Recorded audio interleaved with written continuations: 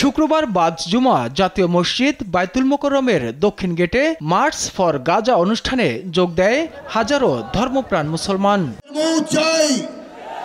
এতে অংশ নিয়ে বক্তারা অভিযোগ করেন, ইসরায়েল পরিকল্পিতভাবে মুসলমানদের উপর নির্মম নির্যাতন চালাচ্ছে।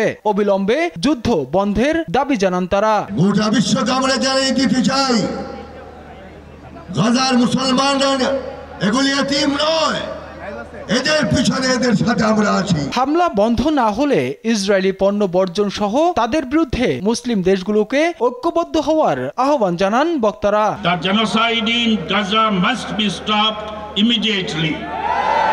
Israeli war crimes must be tried in international courts.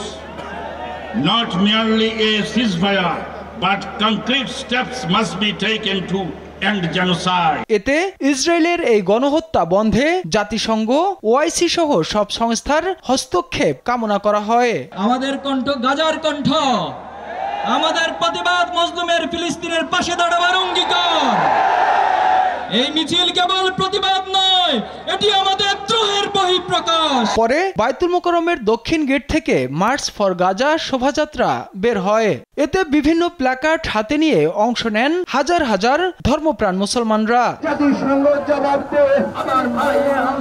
Taifur Rahman Tuhin, দেশ টিভি, ঢাকা।